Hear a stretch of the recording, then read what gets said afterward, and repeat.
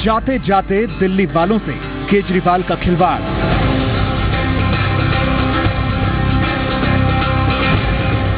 टाटा और अंबानी में फर्क क्यों? टाटा वालों ने आज तक गड़बड़ नहीं करी और अनिल अंबानी की कंपनियां चोरी भी करती हैं और सीना चोरी भी करती हैं। क्या है केजरीवाल और टाटा का कनेक्शन?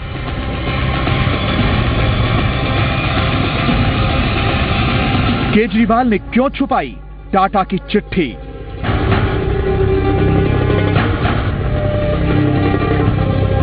टाटा की धमकी को केजरीवाल ने क्यों छुपाया?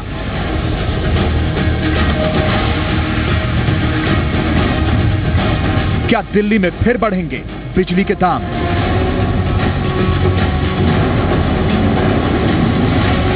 एपी ने टाटा का नमक खाया है। तो हम आपको बता दें कि हमारे पास एक चिट्ठी है 29 जनवरी को लिखी हुई टाटा पावर की। जी न्यूज के पास इस चिट्ठी की कॉपी है जिसमें साफ कहा गया है कि दिल्ली में गैस के दाम बढ़ने पर वो 28 पैसे प्रति यूनिट बिजली के दाम बढ़ा देंगे।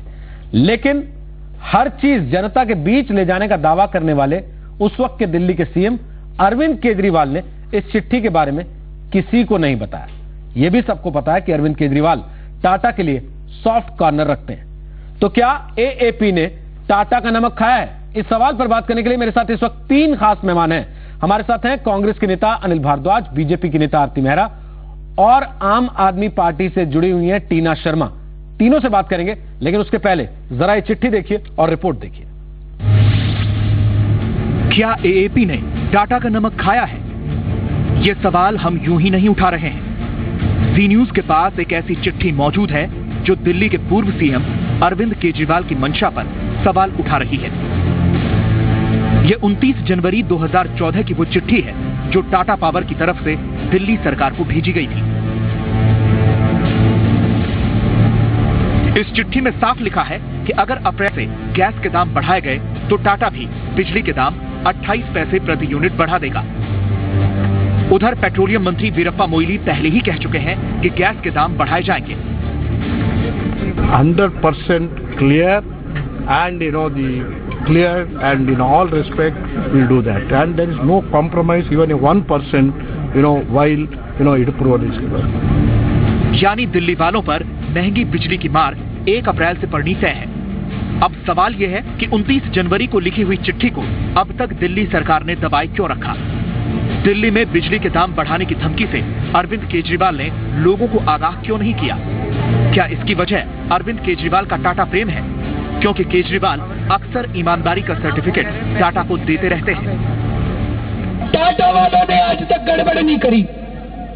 टाटा वालों ने समय पे अपनी पेमेंट करी और अनिल अंबानी की कंपनियां चोरी भी करती हैं और सीना चोरी भी करती हैं। हमें किसी से नफरत नहीं है, ना अनिल अंबानी से नफरत है, ना टाटा से नफरत है। ईमानदारी से काम करो। वैसे यही बता दें कि अरविंद केजरीवाल 1989 से 1992 तक टाटा स्टील में नौकरी कर चुके हैं। वो टाटा के जमशेदपुर के डिजाइन प्लांट में पोस्टेड थे। तो क्या अरविंद केजरीवाल टाटा को इसी नमक का हक अदा कर रहे हैं? दिल्ली के बिजली संकट के लिए अनिल अंबानी तक को कोसने वाले अरविंद केजरीवाल ने टाटा पावर की चिट्ठी पर चुप्पी साध ली और दिल्ली की जनता को बिजली का एक और करंट झेलने के लिए छोड़ दिया। सवाल ये उठता है कि किसी एक कंपनी की तरफदारी और एक की खिलाफत करने के पीछे आखिरकार अरविंद केजरीवाल की वजह क्या थी? अश्वनी कुमार गुप्ता, जी मीडिया, दिल्ली। तो कांग्रेस, बीजेपी और आम आदमी पार्टी तीनों नेता हमारे साथ हैं। हालांकि टीना शर्मा को आम आदमी पार्टी में बागी नेता माना जाता है, लेकिन हम आपको बता दें एक कुर्सी इस वक्त हमारे स्टूडियो में यहां खाली रखी है। आम आदमी पार्टी के नेताओं को हमने इस चर्चा में शामिल होने के लिए बुलाया था, लेकिन उनकी तरफ से कोई जवाब नहीं मिला। इस कार्यक्रम के दौरान अगर आम आदमी पार्टी के नेता चाहें तो वो आकर अपनी बात रख सकते हैं। आरती मेहरा, 29 जनवरी की चिट्ठी है। टाटा पावर ने साफ कहा कि अगर गैस के दाम बढ़े तो हम पैसे बढ़ाएंगे, लेकिन मुख्यमंत्री अरविंद केजरीवाल उस वक्त थे, उन्होंने ये बात किसी को नहीं बताई।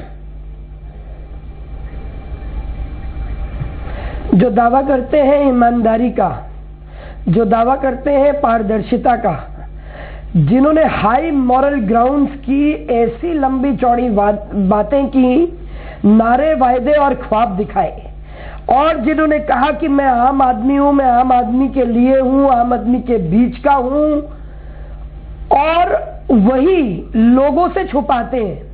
वीरप्पा मोइली जी ने तो बहुत क्लियर कर दिया था कि अंडर एनी सर्कमस्टांसेस कॉम्प्रोमाइज नहीं है, और 29 तारीख की आई हुई चिट्ठी जिसके रेट बढ़ने तय है, ऐसे में दिल्ली की जनता को एक और मार के लिए छोड़ गया।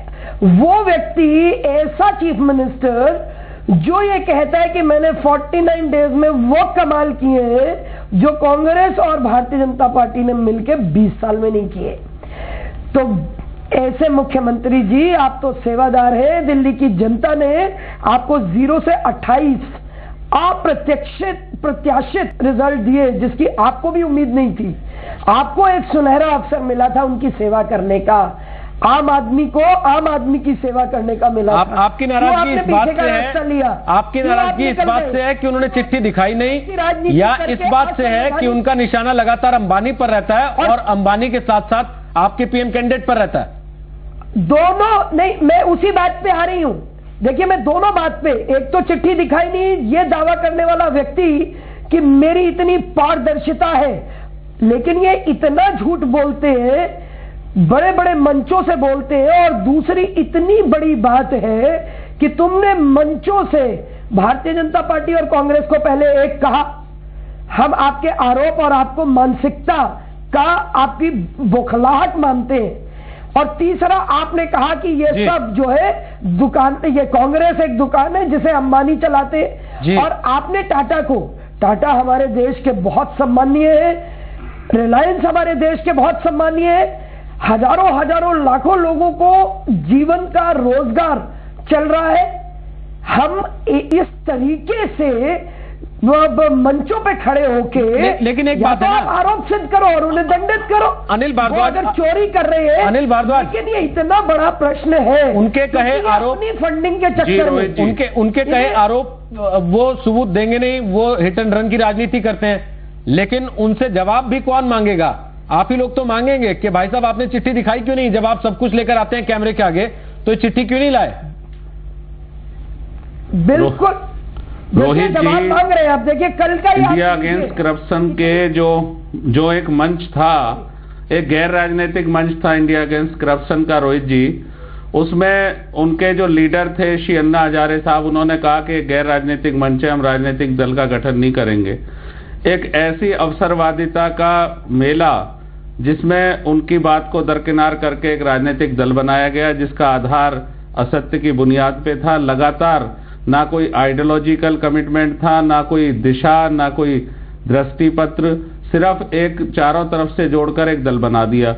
उस दल का क्या मॉरल ग्राउंड है? उन्होंने बड़ी बड़ी बातें की, दिल्ली के लोगों के साथ चुनाव में आए, पहली बार दिल्ली विधानसभा का चुनाव लड़ा, बहुत बड़े बड़े वायदे और घोषणाएं की, लेकिन लगातार पहले दिन से, जिस दिन से सरकार बनी और 49 दिन जब तक सरकार चली, वो अपनी बातों को ही झुटलाते रहे, ट्विस्ट करते रहे अपनी बातों पर ही। और जहां आज आप जिस चिट्ठी का जिक्र कर रहे हैं, मैं जी न्यूज को बधाई दूंगा, एक चिट्ठी आपने और भी निकाली थी, जब श्री लेफ्टिनेंट गवर्नर साहब के यहाँ से एक पत्र उन्होंने जो उनके प्रिंसिपल सेक्रेटरी ने लिखा था उनके तरफ से, उसको भी आपने लोगों के सामने पेश किया था कि भाई किस तरह उन्होंने खुद डिमांड की कि उन्हें एक घर दिया जाए, उस घर के नंबर भी दिए, और लोगों में उन्होंने ये गुमराह करने की कोशिश की कि मैं तो साधु हूं, मैं तो कुछ मांग ही नहीं रहा हूं। दिल्ली के किसी व्यक्ति ने, किसी राजनीतिक दल ने, किसी राजनीतिक कार्यकर्ता ने या नेता ने उनसे नहीं कहा कि आप घर ना लें, आप सुरक्षा ना लें, लेकिन वो लगातार लोगों को गुमराह करते रहे। और टाटा और रिलायंस का जो जिक्र आप कर रहे हैं, यहाँ जब वो एक तरफ संविधान के रक्षक, दिल्ली में जो कस्टोडियन है दिल्ली की विधानसभा के या दिल्ली के लोगों के, लेफ्टिनेंट गवर्नर को इस बात के लिए चिन्हित कर सकते हैं कि वो कभी रिलायंस के एम्प्लॉयज थे, तो आप दिखा रहे हैं कि वो टाटा के एम्प्लॉयज थे। तो मैं समझता हूँ यहाँ कहीं ना कहीं ये दोनों के बीच में भेद तो स्पष्ट नजर आ रहा है। और हम पूछना चाहेंगे आपके चैनल के माध्यम से, मैं कमेंट टीना से लेना चाहता हूं, क्योंकि बीजेपी में वो रही हैं, निश्चित तौर पर कांग्रेस के साथ उनका विरोध रहा है, ये और आम आदमी पार्टी खुद उन्हें डिसोन कर रही है आजकल कि ये हमारी नेता नहीं है, जबकि आम आदमी पार्टी की वो अभी भी सदस्य हैं। टीना, तो आप इन तीनों से ही बाहर हैं, आप बाहर से बैठकर अरविंद केजरीवाल को कैसे देखती हैं और बाकी दोनों पार्टियों को कैसे देखती हैं? देखिए, मैं बहुत अच्छा लगता है सुनने में जब आरती जी को और अनिल जी को हम सुनते हैं और हाई मॉरल ग्राउंड्स की बात होती है और ऐसी चीजों की बात होती है जहां अरविंद जी की गलती निकाली जाती है। बट मैं ये कहना चाहूंगी बहुत कैटेगोरिकली कि सारी पॉलिटिकल पार्टियां हमाम में नंगी हैं। इनके लिए मॉरल ग्राउंड्स कहीं होते ही नहीं है, कहीं है ही नहीं। जोड़ तोड़ की राजनीति हमने सुनी थी। टाटा और अंबानी का खेल जो इतने सालों से देश में है, मुझे कई एक्टिविस्ट के कुछ लेटर्स आए हैं, मैं उनको अभी स्क्रूटनी करूंगी। मुझे लगता है कि कुछ चीजें और इसमें निकल के आएंगी और कुछ ऐसी चीजें जो पब्लिक डोमेन में होते हुए भी, हमारे सामने होते हुए भी कभी चर्चा में नहीं आई। तो वो दोनों पॉलिटिकल पार्टियों की मेहरबानी से हुआ है। अगर ये दोनों पॉलिटिकल पार्टियां कहीं सजग होती तो ऑडिट भी होते बिजली कंपनियों के, और बिजली कंपनियां जिस आज कंक्लूजन पे आज पहुंची हैं रोहित, ये पिछले 5 सालों में अगर इसको कंट्रोल किया जाता तो हम इसको डैमेज कंट्रोल हम कर सकते। आज 1 तारीख को टाटा पैसे बढ़ाने जा रहे हैं, अरविंद केजरीवाल ने ये बात छुपाई और बिल्कुल हर पॉलिटिकल पार्टी ऐसी ही जोड़ तोड़ की राजनीति करती है। कहां से आपके पास फंड आएगा, कहां से आप चुनाव लड़ेंगे? लोकसभा और विधानसभा चुनाव कोई इतने आसान चुनाव नहीं है, इनमें बहुत बड़ा पैसा चाहिए होता है और ये सबको पता है कि जो भी बड़े इंडस्ट्रियलिस्ट होते हैं, जो भी बड़े कॉर्पोरेट हाउसेज होते हैं, वो दोनों पार्टियों को फंड करते हैं, क्योंकि दोनों पार्टियां कभी कौन सी आ जाए, कभी कौन सी आ जाए। अब एक तीसरी भी आ गई है। अब जब चिट्ठी सामने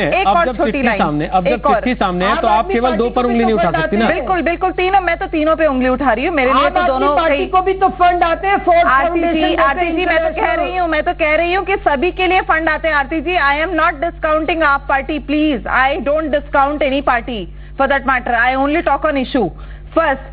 सेकेंड इज, मैं ये कहना चाहती हूँ कि देखिए, पिछले 5 सालों में अगर डैमेज कंट्रोल अगर बिजली कंपनियों का किया जाता, जिसका हमें फायदा मिलता, वो नहीं किया गया। आज जब वो यहाँ पर खड़े हैं कि ऑयल के दाम बढ़ेंगे तो हम बढ़ाएंगे, तो वो अपना जो एक्सपेंस इनकर है या जो उनका प्रोडक्शन कॉस्ट है उसको दिखा के बढ़वा रहे हैं। तो गलत क्या है उसमें? अब मुझे लगता है कि ये जो पॉलिटिकल पार्टियों ने अगर डैमेज कंट्रोल नहीं किया और जनता पे पड़ रहा है, तो आज आकर बीजेपी कांग्रेस जब चिल्लाती है तो बड़ा सेरेमोनियल लगता है। हम वापस आते हैं, इस चीज को लेकर वापस आते हैं कि भले ही आम आदमी पार्टी के नेता अरविंद केजरीवाल इस वक्त खुद सवालों के घेरे में है इस चिट्ठी को लेकर जो 29 तारीख को उनके पास आ गई थी, लेकिन जब सवाल आता है राजनीतिक पार्टियों और उद्योग घरानों के बीच संबंध को लेकर, फंडिंग को लेकर, उस वक्त बीजेपी और कांग्रेस क्या उस लकीर को पार करने की हिम्मत करेंगी जो अरविंद केजरीवाल कह रहे हैं कि हमने खींच दी, कि लाइए अपना फंड सार्वजनिक कीजिए, आपके पास पैसा कहां से आ रहा है? छोटे से ब्रेक के बाद आ रहे हैं, आप रहिए हमारे साथ।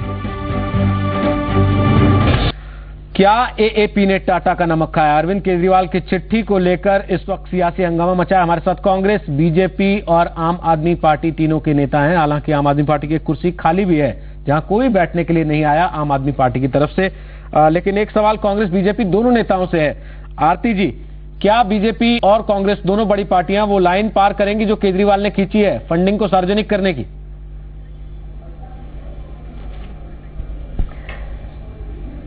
देखिए, भारतीय जनता पार्टी और हम लोग बिल्कुल क्लैरिटी के साथ अभी भी हमारी जो फंडिंग ऑनलाइन चल रही है वो आप सब लोग देख पा रहे हैं, आपको पता है। ये जिस तरीके की राजनीति अरविंद केजरीवाल जी कर रहे हैं, झूठ पे आधारित है। आप क्या समझते हैं कि वो अपनी पूरी फंडिंग दिखा रहे हैं? एक मुख्यमंत्री हर 3 मिनट के अंदर रेडियो की एडवर्टाइजमेंट में आ रहे हैं, बड़े बड़े होर्डिंग्स लगा रहे हैं जी, पूरा नेटवर्क 14 महीने 15 महीने के अंदर खड़ा कर रहे हैं जी। तो इनको फंडिंग जिस प्रकार की आ रही है उस प्रकार की नहीं दिखाई जा रही जी। आरटीआई से भी आप आरटीआई लगाएं, ये आरटीआई के अपने आप को जन्मदाता कहते हैं जी, लेकिन ये कोई भी डिटेल्स अगर आम आदमी पार्टी के इनके मिल जाए और ऊपर से ये अपनी बात ऐसे झूठ को इतनी बार इतने कन्विक्शन से आप कह रहे हैं बहुत सारी चीजें उनकी भी छुपी हुई हैं, पूरा सच सामने नहीं है। अनिल भारद्वाज, बहुत छोटा सा कमेंट। आप आप असली बात देखिए। नहीं, एक देखिए रोहित जी, हमने हमेशा ट्रांसपेरेंसी इंटरनेशनल जो हमारा चंदा है उसमें हमेशा ट्रांसपेरेंसी रखने की कोशिश की है, और एक ऐसा दल जिसका गठन इन्हीं मॉरल ग्राउंड पे हुआ हो, हाई मॉरल ग्राउंड की जो बातें करते हो, उनका जो चंदा है वो संदिग्ध नजर आ रहा है। विदेशों से जो फंडिंग हुई है उस पर बहुत सारे सवालिया निशान लगे हैं, और एक व्यक्ति की जो राजनीतिक महत्वाकांक्षा है वो लगातार जिस तरह उन्होंने दिल्ली को एक व्यवस्था देने की जगह उसको अव्यवस्थित किया, अस्थिर किया, उस तरह की राजनीति वो लगातार कर रहे हैं। और जब कहते थे कि भाई मेरा सारा जो फंडिंग है वो ट्रांसपेरेंट है, वो नेट पे पड़ी है, आप जाके देख लीजिए कि वहां कहीं कोई ऐसी स्थिति नहीं है कि उनकी फंडिंग ट्रांसपेरेंट हो। टीना शर्मा, फंडिंग का एक सवाल ऐसा है जिसपे सारी बड़ी पार्टियां, सारी राजनीतिक पार्टियां हैं, लेकिन जो बात आरती मेहरा ने छेड़ी है, ट्रांसपेरेंसी इंटरनेशनल वाली बात जो छेड़ी है, उसमें अब से कुछ मिनट पहले आम आदमी पार्टी का एक मेल भी है मीडिया सेल की तरफ से, और वो माफी मांग रहे हैं। जी बिल्कुल ऐसा है। देखिए पॉलिटिकल पार्टी, पहले हमें ये समझना पड़ेगा, अरविंद केजरीवाल ने 20 करोड़ रुपए इकट्ठे किए, विधानसभा चुनाव लड़ा। गलत फहमी हुई। नहीं, विधानसभा चुनाव लड़ा, अब लड़ना है लोकसभा चुनाव। लोकसभा चुनाव में अगर आप मिनिमम 200 सीट पे भी लड़ते हैं तो आपको कितना पैसा चाहिए? तो क्या ये जो 2-2 हजार रुपए उन्होंने एक उनका न्यूज़पेपर में भी निकला है, उनका सबको रिक्वेस्ट भी जा रहा है कि हर व्यक्ति 2-2 हजार रुपए दे, उनके 1 करोड़ के करीब मेंबर बने हैं, तो वो 2-2 हजार रुपए मांग रहे हैं, तो वो कहते हैं कि करीब हमारे पास कुछ अच्छा पैसा इकट्ठा होगा इससे। बट सबसे बड़ा सवाल यहाँ पर ये उठता है कि पॉलिटिकल पार्टियों की फंडिंग, अब देखिए जो आपके मेंबर्स हैं, जो आपके वॉलंटियर्स हैं, किसी भी पॉलिटिकल पार्टी की, बीजेपी, कांग्रेस, आम पार्टी, कोई भी पॉलिटिकल पार्टी इस देश की, उसको वॉलंटियर कितना पैसा देता है? एक तो वो अपना पूरा टाइम देता है, कोई तनख्वाह नहीं मिलती है पॉलिटिकल पार्टियों से, और उसके ऊपर से पैसा भी दे रहा है। अगर ऐसा आप दिखा रहे हैं तो ये बहुत गलत है। 1000-2000 रुपए साल का कोई देना चाहे तो दे सकता है, मुझे लगता है इससे ज्यादा पैसा आता नहीं है। बट हाँ, पॉलिटिकल फंडिंग जो है वो एक बहुत बड़ा डिलेमा है, और वो पॉलिटिकल फंडिंग की जांच होनी चाहिए। पहले एक चिट्ठी आई, अब दूसरी चिट्ठी आई है, तो इंतजार कीजिए, एक एक करके सच सामने आ रहे हैं। हो सकता है राजनीति के मैदान में जब आखिरकार 2014 के चुनाव में उतरे तो फिर वाकई तीनों एक ही ग्राउंड पर खड़े हों, जिसको लेकर तीनों ने एक दूसरे के खिलाफ पहले से तलवारें खींच रखी हैं।